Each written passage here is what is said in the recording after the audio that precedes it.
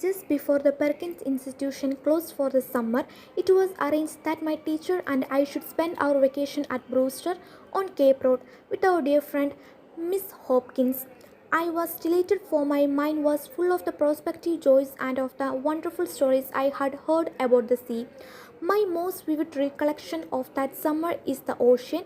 I had always lived far inland and had never had so much as a whiff of salt air, but I had read in a book called Our World, a description of the ocean which filled me with wonder and an intense longing to touch the mighty sea, and I feel it roar. So my little heart leaped with eager excitement when I knew that my wish was at last to be realized. No sooner had I been helping into my bathing suit than I sprang out upon this warm sand and without thought of fear plunged into the cool water. I felt the great billows rock and sink. The buoyant motion of the water filled me with an exquisite curing joy. Suddenly my ecstasy gave place to terror, for my foot struck against a rock and the next instant there was a rush of water over my head. I thrust out my hands to grasp some support. I clutched at the water and at the sweep which the waves tossed in my face, but all my frantic efforts were in vain.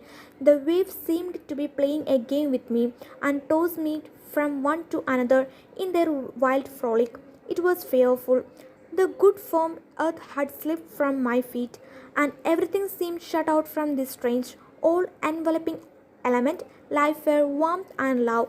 At last, however, the sea, as if weary of its new toy, threw me back on the shore, and in another instant I was clasped in my teacher's arms. Oh, the comfort of the long, tender embrace! As soon as I had recovered from my panic sufficiently to say anything, I demanded, "Who put salt in the water?" After I had recovered from my first experience in the water, I thought it great fun to sit on a big rock in my bathing suit and feel wave after wave dash against the rock, sending up a shower of spray which quite covered me. I felt the bubbles rattling as the waves threw their ponderous weight against the shore. The whole beach seemed racked by their terrific onset, and the air throbbed with their pulsations. The breakers would swoop back to gather themselves for a mightier leap, and I clung to the rock, tense, fascinated, as I felt the dash and roar of the rushing sea.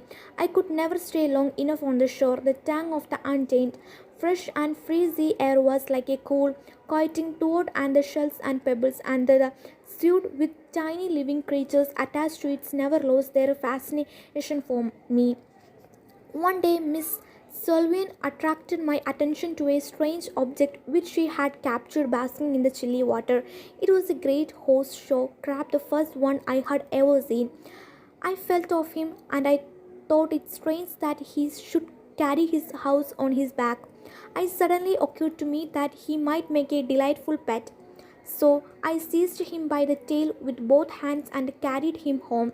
This feat pleased me highly, as his body was very heavy, and it took all my strength to drag him half a mile.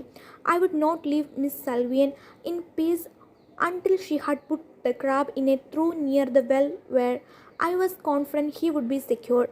But the next morning I went to the trough, and lo, he had disappeared. Nobody knew where he had gone or how he had escaped. My disappointment was bitter at the time, but little by little I came to realize that it was not kind or wise to force this poor damned creature out of his element.